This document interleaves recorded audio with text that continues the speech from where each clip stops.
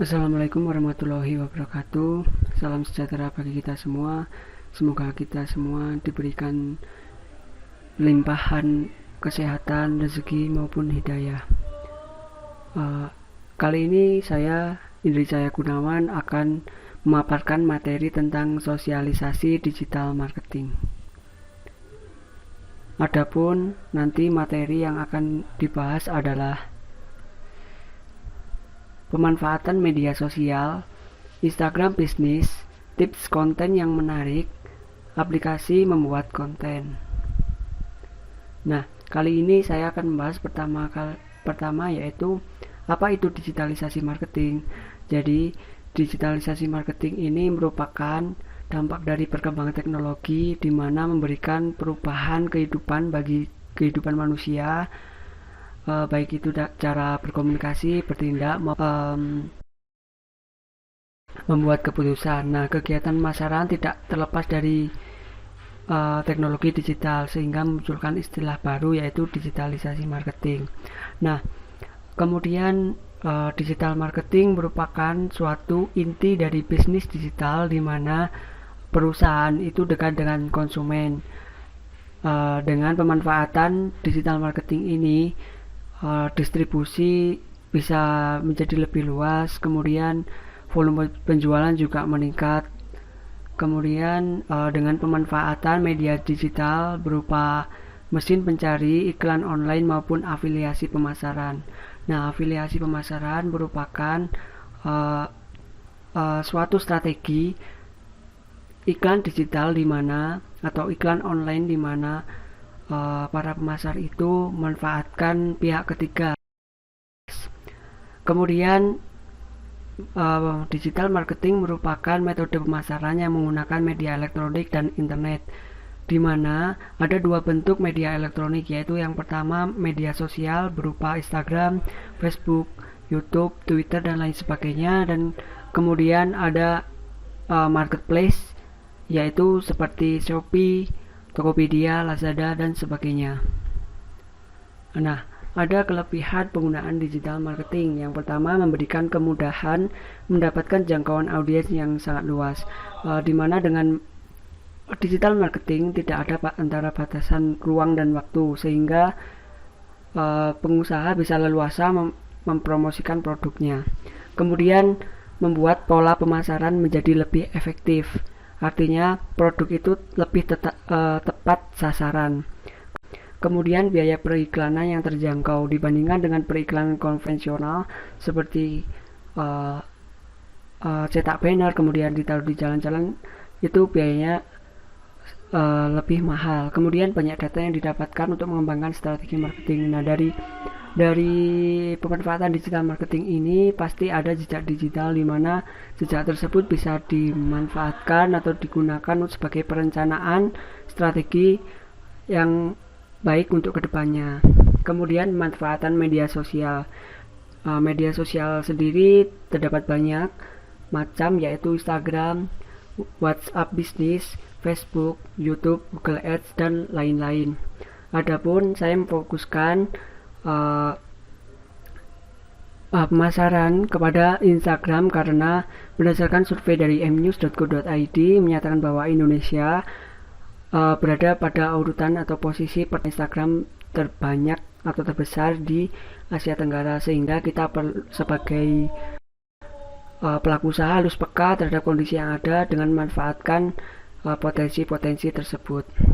Adapun fitur-fitur yang dapat digunakan dalam Instagram seperti pada gambar, di mana ada bagan yang menunjukkan bahwa aktivitas media sosial ada dua. Yang pertama maintenance dan yang kedua endorsement. Yang pertama maintenance, untuk fitur yang pertama adalah fitur dan foto dan video, yang mana disebut dengan konten yang bertujuan untuk memberikan informasi, promosi, endorse, repost dan hiburan ini berdasarkan tujuan dari masing-masing pengguna. Nah, kemudian ada fitur komen, di mana ini tidak lanjut dari konten. Kemudian ada caption. Nah, caption ini berupa pesan yang menarik dan memujuk. Kemudian ada 4 fitur yang mana membantu penyebaran informasi yaitu lokasi, hashtag, tagging, dan Instagram Ads. Nah, kali ini saya membahas Instagram Ads, di mana Instagram Ads merupakan suatu fitur Instagram yang berbayar yang sifatnya itu berkelanjutan, tampil pada lini masa pengguna Instagram. Kemudian kita beralih ke sisi sebelah kanan, ada endorsement, di mana endorsement ini pelaku usaha memanfaatkan jasa dari artis untuk yang sedang hits atau mempunyai follower banyak untuk mempromosikan produk. Hal ini ditujukan untuk meningkatkan jumlah followers dan like. Nah, kedua ini berguna untuk agar tercapainya tujuan, yaitu memperkenalkan produk ke konsumen yang lebih luas. Adapun panduan membuat akun Instagram yaitu membuka Play Store dan mengetikkan kata Instagram, kemudian klik install. Kemudian masukkan nama pengguna, buat kata sandi atau password minimal 6 karakter, dan kemudian menyelesaikan pendaftaran dengan masukkan nomor telepon dan email. Nah, email ini sifatnya harus baru atau belum pernah digunakan untuk akun Instagram. Kemudian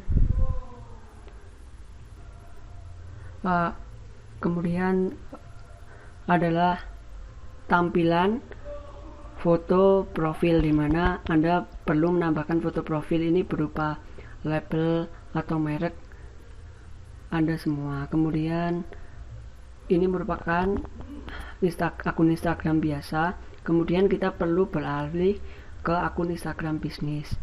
Nah, ke akun profesional kita perlu mengklik pengaturan, kemudian klik akun dan beralih ke akun profesional.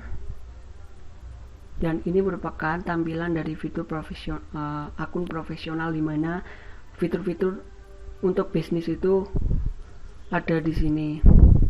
Kemudian pilih kategori pekerjaan. Nah, ini mencerminkan dari usaha masing-masing pengusaha. Misalkan ada restoran, kemudian penulis, produk atau layanan, gamer, kemudian toko kelontong dan sebagainya. Kemudian ini merupakan tampilan dari akun Instagram yang bisnis yang sudah jadi, dan Anda semua perlu mengisi biodata dengan lengkap di edit profil. Kemudian ada fitur insight, di mana fitur ini untuk menganalisis tindakan pengikut terkait dengan konten. Kemudian konten yang menarik. Konten adalah segala informasi yang berhubungan dengan produk dan jasa. Tips membuat konten yang menarik yaitu yang pertama, melakukan riset dengan followers, di mana kita perlu menyajikan berbagai feed. Kemudian kita menganalisis apakah dari feed tersebut manakah yang paling banyak komen dan like-nya. Kemudian memprioritaskan feed yang mempunyai banyak like tersebut. Kemudian buat konten yang mengundang orang berkomentar. Nah, konten ini seperti kuis, kemudian giveaway. Kemudian buat konten yang menjadi ciri khas. Nah, konten yang menjadi ciri khas ini tindak lanjut dari riset followers, di mana kita memprioritaskan salah satu feed yang menjadikan kesukaan pengguna. Nah, kemudian secara tidak langsung akan membuat konten kita itu menjadi ciri khas.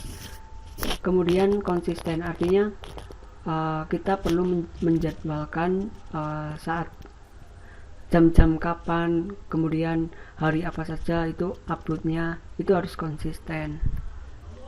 Kemudian aplikasi untuk membuat konten. Di sini saya merekomendasikan Canva. Nah, karena Canva ini mudah untuk pemula ataupun juga yang sudah ahli. Kemudian caranya juga gampang. Kita buka Play Store, kemudian ketik Canva pada kolom pencarian, kemudian klik install. Nah, cara pendaftarannya juga gampang. Kita perlu menggunakan akun Facebook atau email, kemudian cari template sesuai kebutuhan.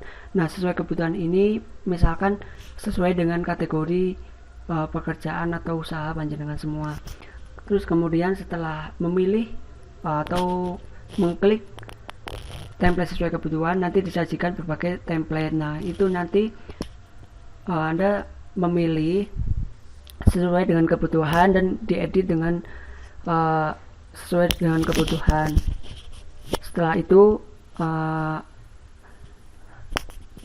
konten bisa diunduh sesuai dengan ukuran. Terima kasih, semoga informasi tersebut bermanfaat. Ada kurang lebihnya saya mohon maaf.